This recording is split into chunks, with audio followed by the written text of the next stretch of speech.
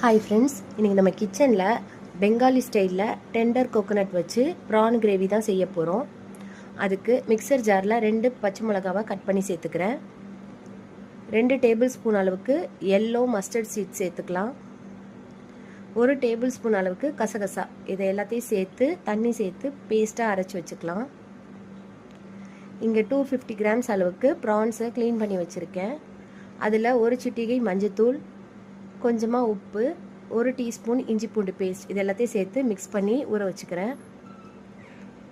பேனில் 2 table spoon oil சேர்த்துட்டு ஊற வச்சுருக்க ப்ரானையும் சேர்த்து ஷாலோ ஃப்ரை பண்ணி எடுத்துக்கலாம். ஒரு இளநீரில் உள்ள வழுக்கையை மட்டும் எடுத்து பேஸ்ட்டாக அரைச்சி வச்சுருக்கேன். 2 வெங்காயத்தையும் பேஸ்ட்டாக அரைச்சி வச்சுருக்கேன். கசகசா மஸ்டர்ட் பேஸ்ட்டும் ரெடியாக இருக்குது. இப்போ செய்ய ஸ்டார்ட் பண்ணிடலாம். பேனில் 3 டேபிள் ஸ்பூன் அளவுக்கு தேங்காய் எண்ணெய் சேர்த்துக்கிறேன். அரைச்சி வச்சுருக்க ஆனியன் பேஸ்ட்டை சேர்த்து வதக்கிக்கலாம். 1 டீஸ்பூன் அளவுக்கு இஞ்சி பூண்டு பேஸ்ட்டும் சேர்த்துக்கிறேன்.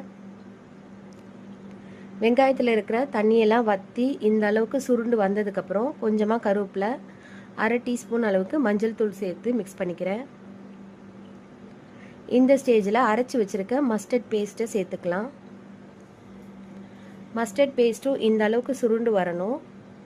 2 பச்சை மிளகா, ஒரு சின்ன தக்காளியை கட் பண்ணி சேர்த்துக்கிறேன்.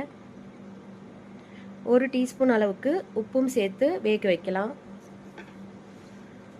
தக்காளி நல்லா வெந்து வந்ததுக்கப்புறம் நம்ம ஃப்ரை பண்ணி வச்சுருக்க ப்ரான், இளநீர் பேஸ்ட், இளநீர் தண்ணி, இது எல்லாத்தையும் சேர்த்து மிக்ஸ் பண்ணி கொதிக்க விடலாம்.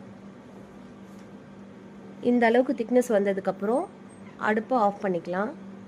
இப்போ டேஸ்டியான ப்ரான் கிரேவி ரெடி ஆயிடுச்சு.